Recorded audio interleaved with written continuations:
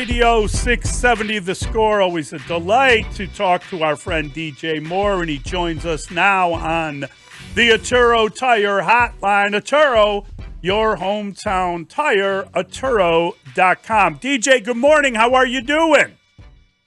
Good morning. I'm doing well. You feel okay? Everything okay after that game? Yeah, everything is good. Just a little sore, but that's come with it after the game.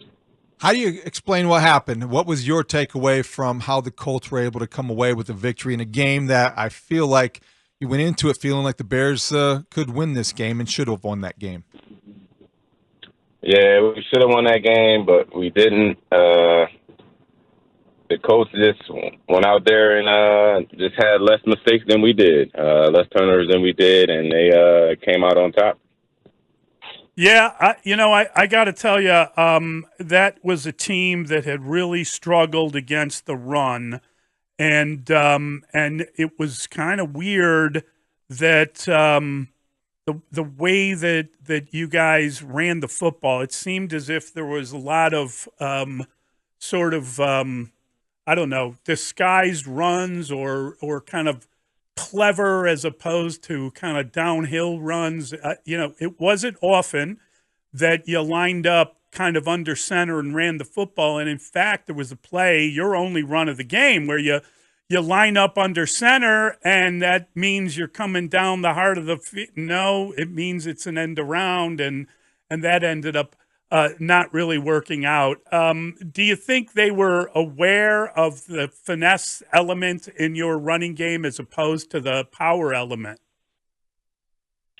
Yeah, they had something for the run game, whether it was like the end around or just our running game that for this past weekend, they just seem to be on it. And I mean, it's the NFL, they get paid too, and just to not have that running game going was part of the reason probably why we took the L.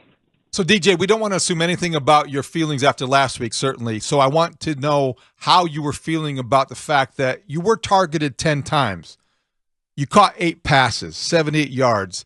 But it seems like just from watching this offense function that there are a lot of horizontal routes for you, a lot of plays that are basically long handoffs, it seems. How can they get you more involved in the downfield passing game? And do you feel like that is part? How accepting are you of that? This is not happening yet. I'm cool with it right now. As long as I get touches and there are positive plays, then I'm not going to say too much. Like, I really don't really say too much about the game plan anyway. I just go out there and do what's asked of me, and that's that. So, but right now, I know we all still trying to figure out the identity of what's going on and how to use different players during the scheme of things during the game. But I mean, it's nothing I could really complain about.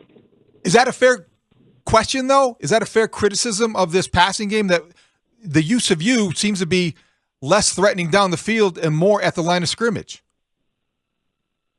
Yeah, teams going to look at it that way. They might press even more now that I'm getting bubbles with them playing off. So, I mean, that's a chance for the down the field shots, but you never know. So going into week to week, it could change. The only down the field one was the 44-yarder. Oh my God, that was something at the end of the half where the ball is batted back and you are in the perfect spot, and that is the way the play is set up. You had to reach back for it, and they did a good job of stopping you, but you're just sitting there wishing for one more play. You're right on the goal line. Yeah, as soon as I tracked it all the way down, and then I seen it get tipped, and I had an instant reaction to just it was right there, so it was like, all right, catch it. But then it was like the two players was already right there. As soon as I caught the ball, I was like, dang, can't have no luck today with scoring a touchdown on the Hail Mary. What was the mentality before that play? What's your role in that? Are you just going up to – are you the guy that waits for the deflection? Are you the guy that goes up and tries to tip it? Because I've noticed that Colin Johnson was in the game, right? He was the tallest guy there. Yeah. To try to maybe do the volleyball bat to you. And then what is your role in that? I'm more because I'm on the other side of the field, so I'm more than likely going to be the last person to the party, and then I got the front part of the deal, and Collins the jumper, and nobody wanted to catch the ball, so they batted it, and I happened to be in the right spot at the right time doing my job, and I had caught it, but just no score. I wish I would have scored. Yeah, so I know we talked to you last week about all the social media stuff and the look on your face, and you talked about your frustration. Then you talked to the media midweek, and you said that you were going to self-evaluate and go back and look at that, and you tried to explain that the frustration was about being one play away. It wasn't about you're frustrated with a rookie quarterback, whatever. But it was weird how that sort of gained life in and of itself. Were you really conscious of maintaining your composure throughout the game? Was there ever a moment where you were like, no, got to watch myself? I mean, were you super careful about making sure that no one could conclude anything from your responses?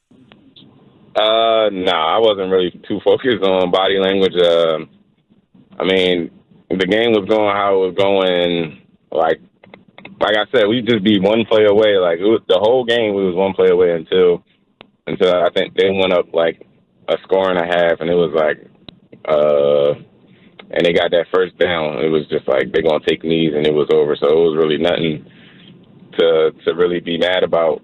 Like at the end of the day, I mean, you could be mad that we lost, but I don't know. I wasn't conscious of just my body language. I was just out there just being me.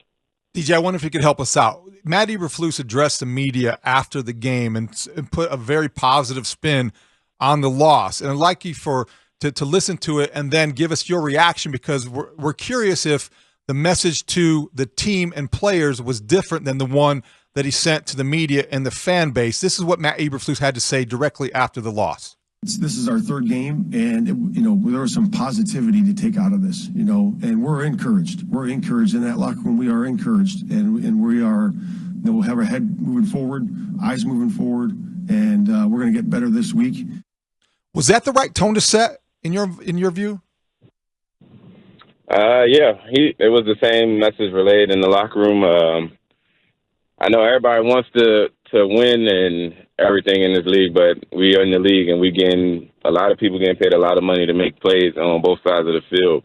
And at the end of the day, we got to step up and do that on the offensive side. As you can see, the defense and special teams are doing their thing.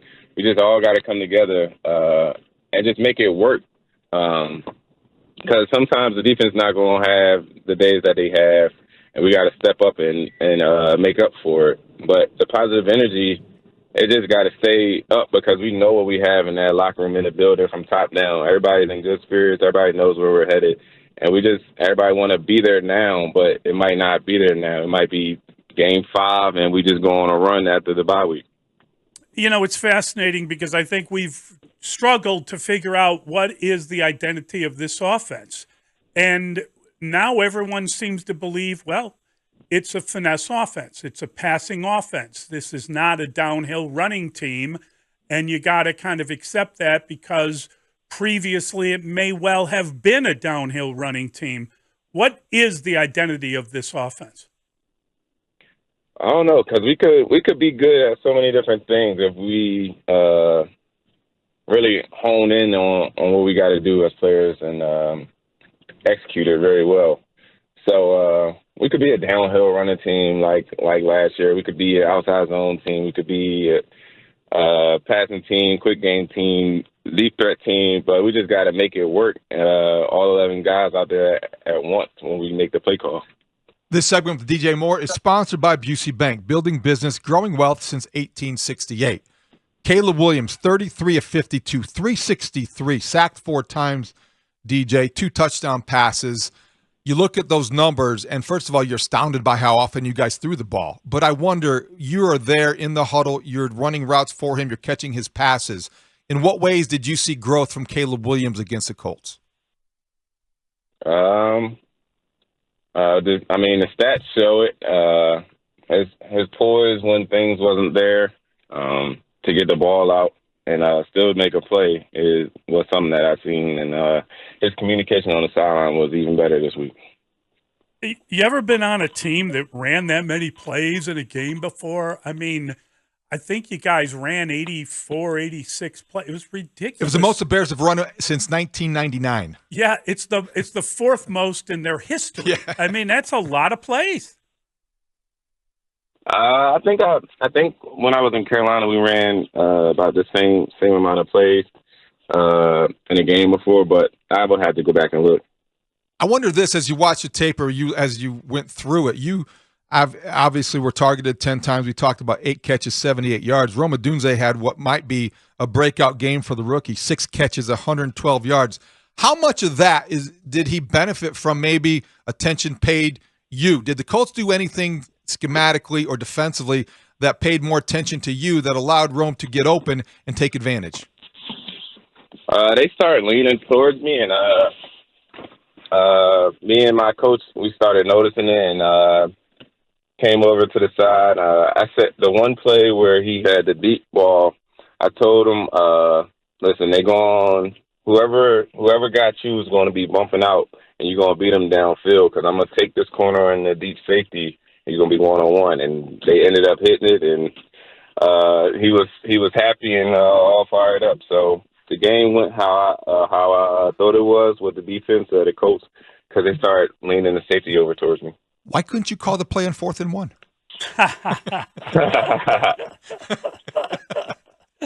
Oh, boy.